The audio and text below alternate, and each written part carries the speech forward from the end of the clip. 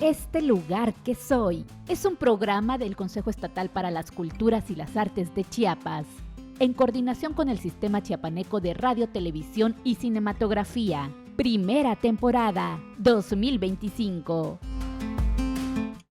Hola, ¿qué tal amigos? Bienvenidos una vez más a la emisión de Este lugar que soy.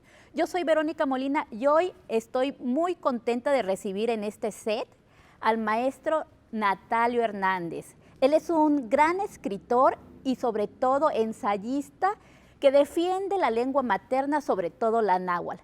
Maestro Natalio, bienvenido. Tlazohcamati-miac, muchas gracias. No, al contrario, muchas gracias por aceptar nuestra invitación. Y quisiera comenzar esta charla sabiendo un poco más de usted, de su lado humano. ¿De dónde es originario, maestro? Yo soy de la Huasteca Veracruzana, un pueblo que pertenece al municipio de Izuatlán de Madero, en esta región muy emblemática de la Huasteca Veracruzana, que es Chicontepec, que quiere decir 7 cerros, Chicome, Tepet. De esa región de la Huasteca, del norte de Veracruz, de ahí soy originario. Maravilloso, maestro.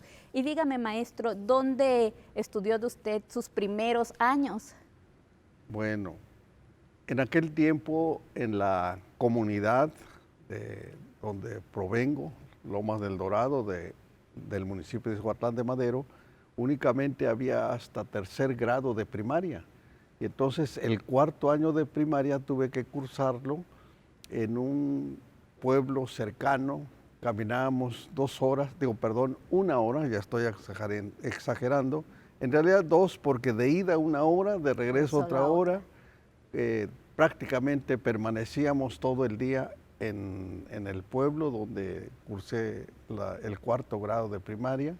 Comíamos al mediodía en el pueblo y ya regresamos. Esa era la rutina de lunes a viernes, ir a la escuela todo el día, y sábado y domingo trabajábamos en el campo. Maestro, usted en este contexto de ir y caminar y de sus grados de estudios, ¿usted contaba con una educación bilingüe, es decir, español y el náhuatl?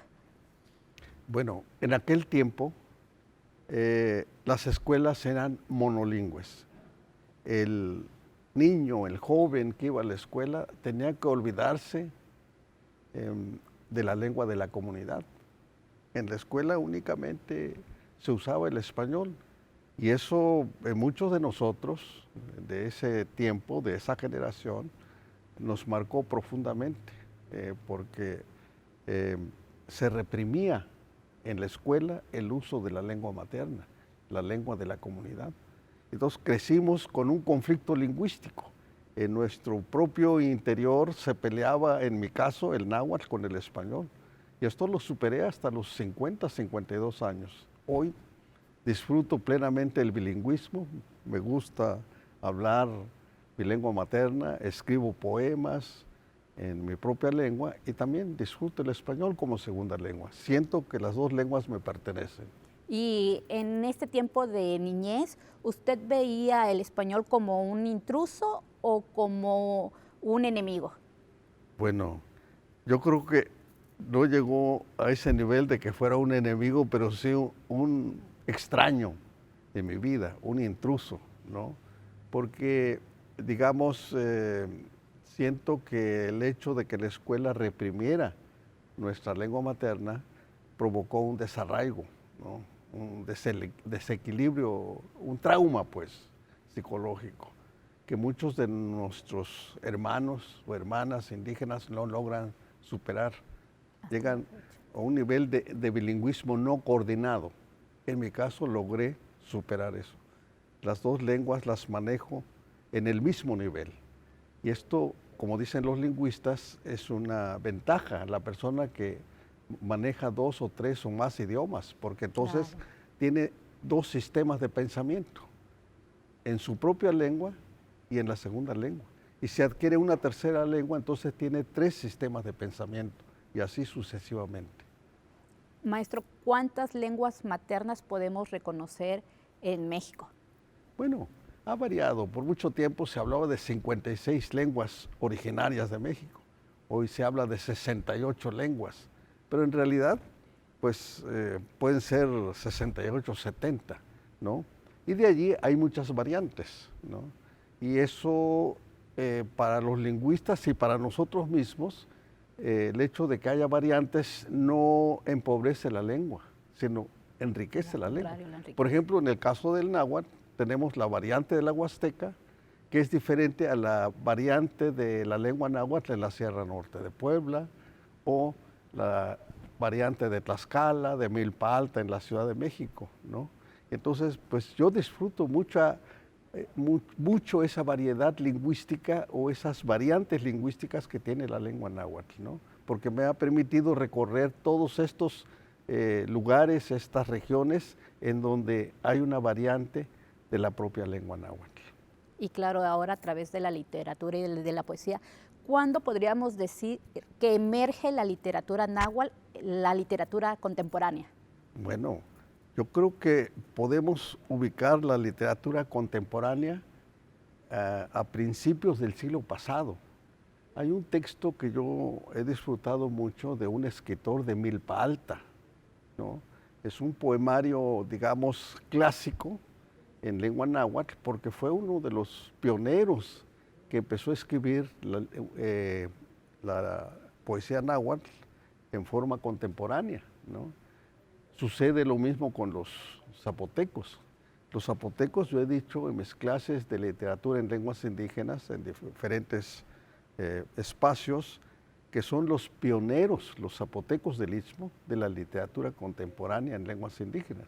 Uno de ellos de manera muy emblemática, por ejemplo, don Andrés Enestrosa, y después Víctor de la Cruz, Gabriel López Chillas, en fin, hay toda una generación que marcó una nueva etapa de la literatura contemporánea en lenguas indígenas. Ellos podrían ser su referente, ¿no?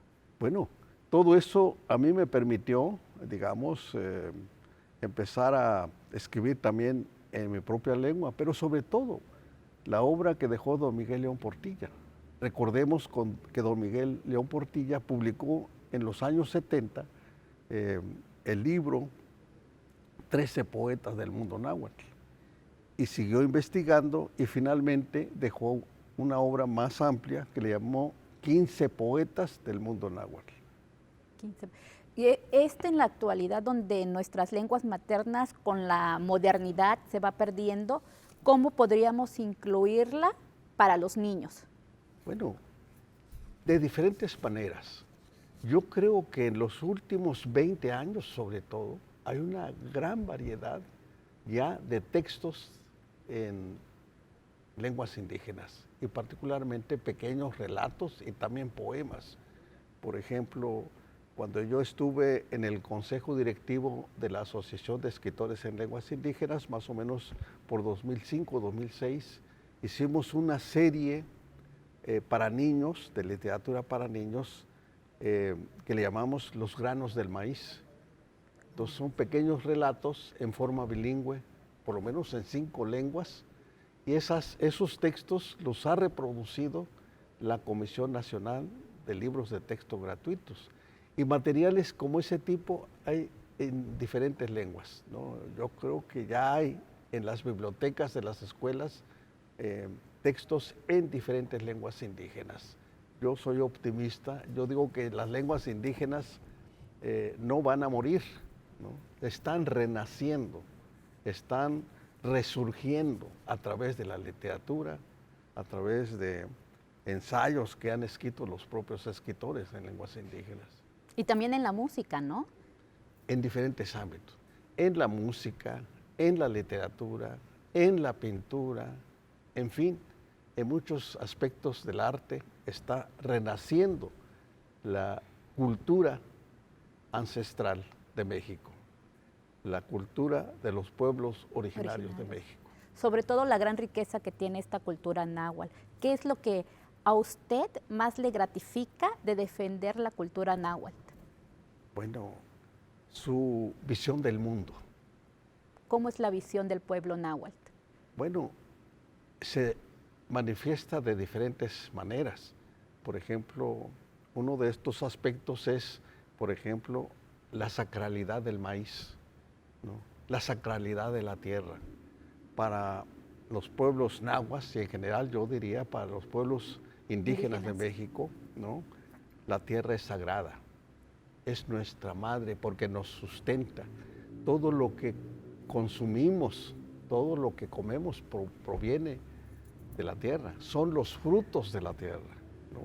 Y esto yo lo escuchaba en los rezos de mi madre, que no habló español, nunca me habló en español, ni mi padre. En su casa por la lengua náhuatl. Sí. Estuviera en la comunidad o fuera de la comunidad, nunca nos habló en español, nunca nos hablaron mis padres en español. Entonces, ¿Usted mi madre, recuerda parte de esos rezos? ¿Perdón? ¿Usted recuerda parte de esos rezos? Bueno, no literalmente, pero ella decía, por ejemplo, Tonana, Xquintla Chile no conegua, amo Xquintla Huelcagua, Xiquin Yolchicagua, amo Xitech, Xitech Neguilte Motlayocol, Xitech Yolchicagua, Pampopoconegua, Mopilguan, Timitztequi, Timitztlazotla, Tonanda, Taltepactli. Madre Tierra, no nos abandones, no abandones a mis hijos, fortalécenos con tus frutos, porque de allí dependemos, de allí depende nuestra fortaleza, nuestra existencia. Y entonces yo escuchaba las invocaciones que hacía mi madre en su altar, y yo he dicho últimamente que mi primera maestra de poesía fue mi propia madre, y mi padre fue mi maestro en narrativa, porque realmente nos educaba con muchos relatos, ¿no? Y entonces esos relatos eran moralejas que nos transmitía para que fuéramos buenas personas dentro de la comunidad y fuera de la comunidad. Claro. Y todo esto, después de sus primeros estudios, lo llevó a migrar a la Ciudad de México. Bueno, hace una carrera muy larga, ¿no? Yo me inicié como maestro de educación preescolar, de educación primaria bilingüe, supervisor bilingüe, director regional de educación indígena en las Huastecas, subdirector de educación indígena a nivel nacional, en fin, y eso me obligó a radicar en la Ciudad de México. Llevo casi 50 años radicando con mi familia en la Ciudad de México. Ya soy chilango. Pero próximamente chiapaneco. Ya desde este año ya estoy integrándome al estado de Chiapas, a la ciudad de Tuxtla, que realmente me recibió con los brazos abiertos. Me gusta mucho la gente, es muy amable, muy atenta, en fin, se parece mucho a la Huasteca de donde provengo porque el clima es muy cálido. Así ya no y la extraña gente es tanto muy su cálida también. Sí, claro, Sí. claro. Somos muy amables los chiapanecos, ¿verdad? Sí. ¿Ya probó el pozol? Amorosos, como decía don Jaime Sabines. ¿Ya probó el pozol? Sí, Le- me gusta mucho, porque tiene dos componentes, maíz y cacao, nada menos. El maíz del Sí. que tanto hablamos, Sí, ¿no? efectivamente. ¿Qué lo trajo a Chiapas? Bueno, yo puedo decir que estoy aquí por un poema que escribí hace 40 años aproximadamente, que yo titulé Tosel Matinemeca, Caminemos Solos, porque en ese momento yo era dirigente y sentía mucha incomprensión por los funcionarios, por los investigadores, académicos, antropólogos. Sentía que no compartían nuestro pensamiento, ¿no? Nuestro discurso como que resbalaba en el pensamiento de los otros no indígenas. Entonces dije, bueno, necesitamos caminar solos, ¿no? Y el poema más o menos dice que mantican machilia, tlentimase metichia, se tlacatzin, tlenoche quemati, tlenoche hueli, tlen techmaquistis, inun tlacatze amo queman haces, pampa, nemituguaya, itztoki pantoyolo, no huacochto, pewa tlachia. A veces siento que los indígenas esperamos la llegada de un hombre que todo lo sabe, que todo lo puede. Ese hombre nunca llegará porque vive en nosotros, camina con nosotros, empieza a despertar aún duerme. Era un poema de búsqueda y de autoafirmación, que todo lo que queremos ser está dentro de nosotros mismos. ¿Y de qué forma lo trajo este poema acá? Bueno, lo leyó el señor gobernador y dijo, busquen al poeta, yo quiero hablar con él. Y lo encontraron. Sí, y ahora estoy, gracias a este contacto que tuve con nuestro gobernador, Eduardo Ramírez Aguilar, yo estoy en Chiapas. Él presentó mi libro en San Cristóbal, del Eso indigenismo al humanismo. Estoy hablando más o menos por octubre del año pasado, no recuerdo ahora la fecha, y ahora estoy apoyando, colaborando con el doctor Roger Mandujano, secretario de Educación, en el tema de educación intercultural. Ese es mi tema, digamos, junto con esta idea, este pensamiento del indigenismo al humanismo, que podría yo decir que lo que yo concibo en este libro es que el siglo XX, el Estado mexicano diseñó una política de atención a los pueblos indígenas muy paternalista. ¿En qué sentido? Pues concebir a los pueblos indígenas como menores de edad, ¿no? Y que necesitaban integrarse, incorporarse, asimilarse a la sociedad mayoritariamente mestiza hispanohablante, porque ellos no tienen un pensamiento propio, ¿no? Y toda esta política indigenista se fue desarrollando en el siglo XX, ¿no?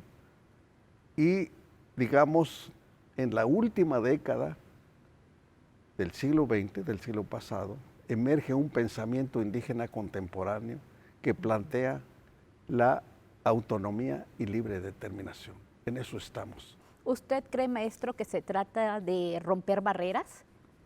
Claro, la educación intercultural rompe barreras, rompe fronteras, rompe prejuicios. O sea, los pueblos indígenas caminan con la sociedad mestiza, pero no se tocan, no dialogan, claro. ¿Sí? No se conocen, no nos conocemos.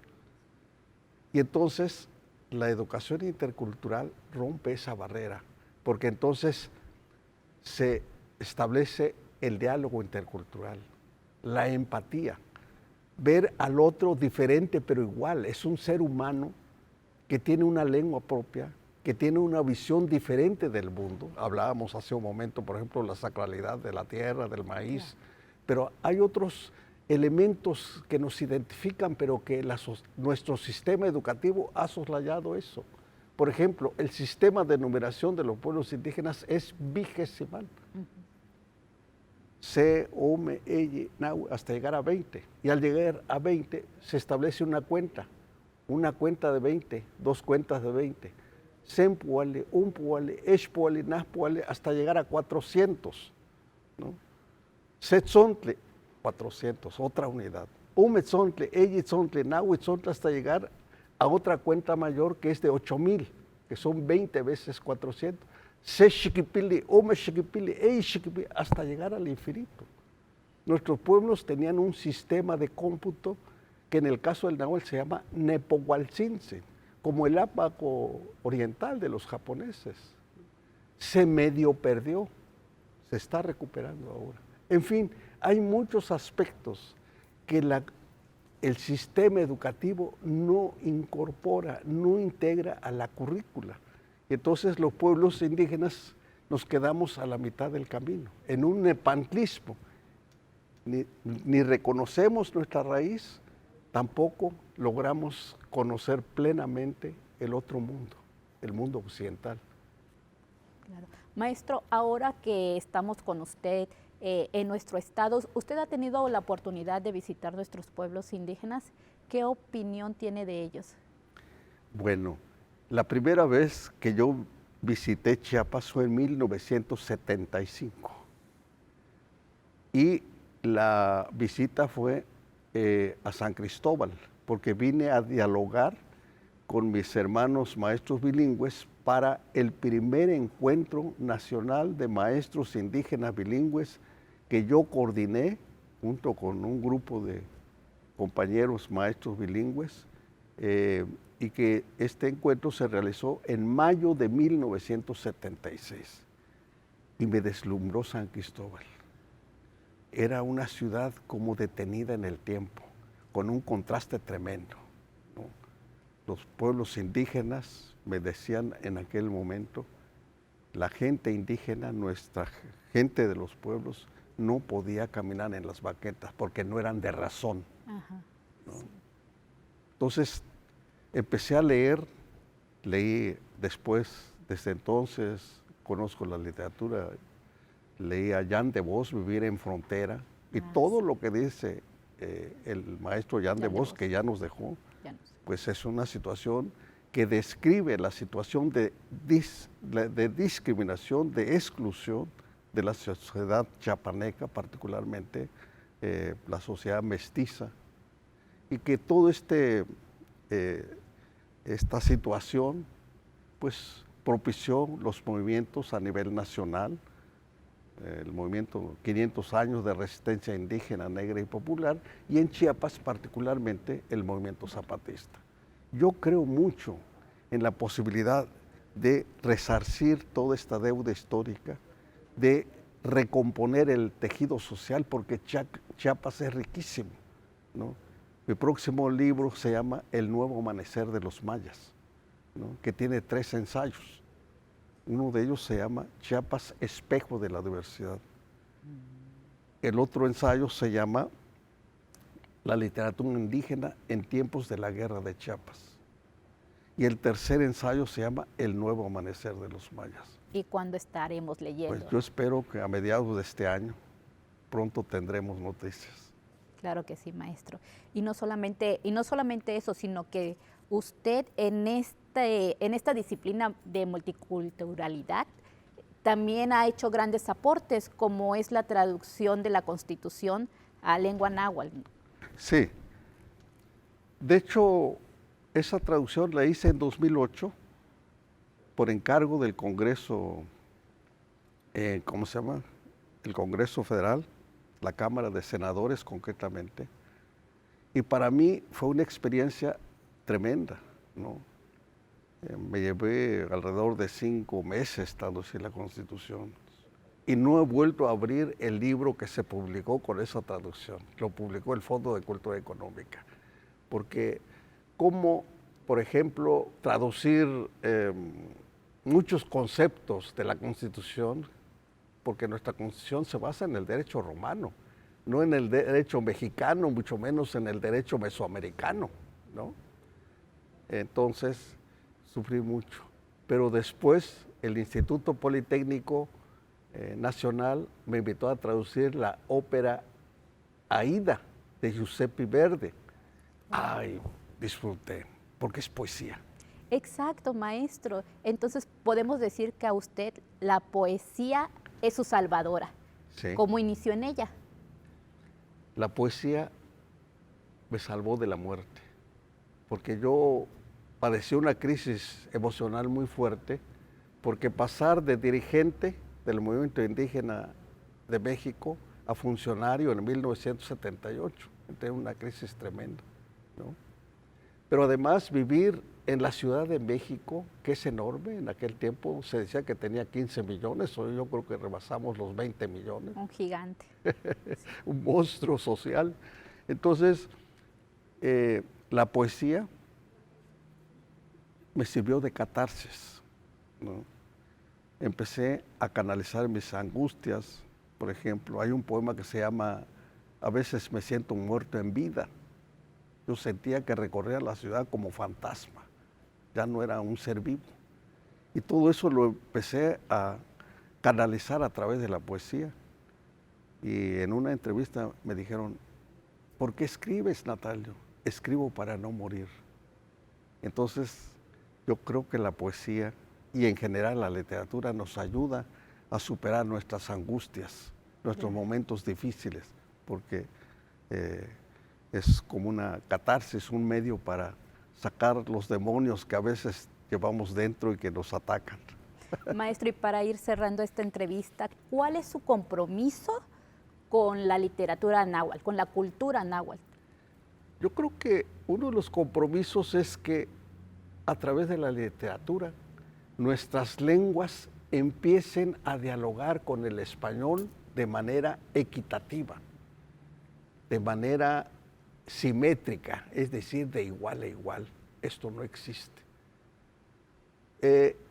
No existe en términos generales, pero sí podemos decir que ya hoy día hay un movimiento de literatura muy grande en México. México es un referente a nivel mundial de literatura en lenguas indígenas.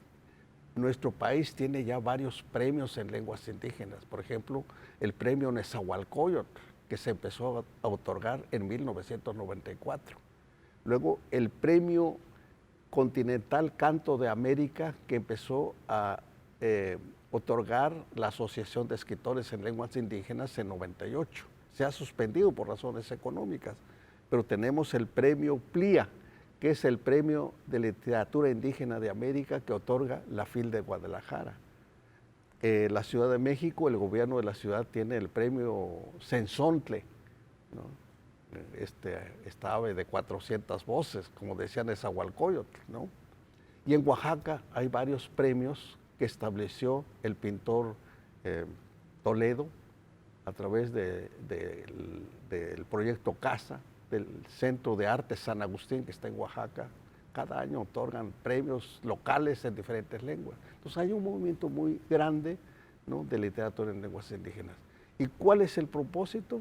Que nuestras lenguas dialoguen con el español y que el español cada día sea como una ceiba con muchas raíces lingüísticas en zoque, en celtal, en tzotzil, en náhuatl, en tarahumara, en el caso de ustedes la ceiba, en el caso del centro de México el ahuehuete, que quiere decir el viejo del agua, agua, huehuetl, viejo, el viejo del agua. Es un árbol enorme como el árbol del tule en Oaxaca, ¿no?, que es milenario. En fin, este es como el gran sueño de nuestros pueblos, el gran sueño de los escritores en lenguas indígenas, que nos regocijemos de la diversidad de voces y de músicas que transmiten nuestras lenguas. Maestro, le agradezco por su tiempo y le agradezco que haya venido a nuestro set. Esperamos que su trabajo en Chiapas deje huella realmente. Y nosotros, amigos, nos despedimos. Gracias por habernos acompañado en una emisión más. Nos vemos la próxima semana.